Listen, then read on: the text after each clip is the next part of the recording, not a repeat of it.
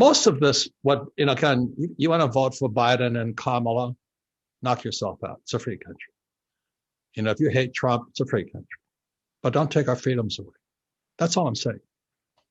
When we can't speak, that's the First Amendment. They knock churches out. That's freedom of religion, freedom of assembly. They're taking our freedoms away. That's worth fighting for. And then they want to defund the police and take our guns away. Second Amendment. Now, if you want to do it legally. And now they want to stack the Supreme Court. They opened the borders wide open so they can get more votes in. And they're printing trillions of dollars, and most of that money is going to teachers.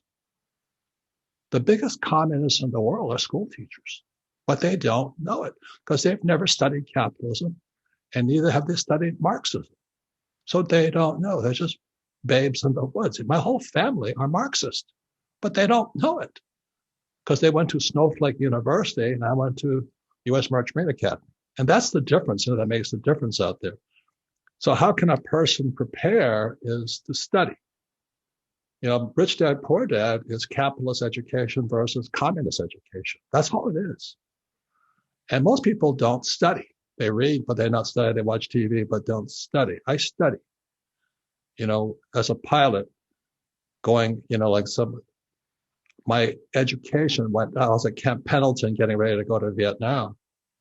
Man, I have to study 10 times harder because when you're going into battle, you've got to be smarter. So that was what I learned with the discipline of the military. And most people study, they go to school, they have a college degree. But as I've always asked, what did school teach you about money?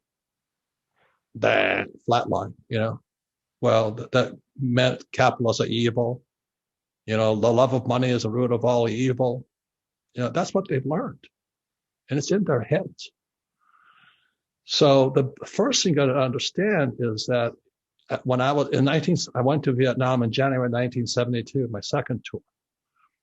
And that's when Nixon took the dollar off the gold standard on August 15th, 1971. When that happened, I understood what Lenin said. If you want to destroy capitalism, debauch the currency. So here was my college education, academy education coming to life. And what most people don't realize is what Nixon did when he took the dollar off the gold standard. The US dollar became fake money, fiat money. And historically, no fiat currency has ever survived. So, your title is the end game. We're in the end game. We're in the end game of the American Republic because we're no longer a democracy. We're no longer a republic, We've become a socialist state.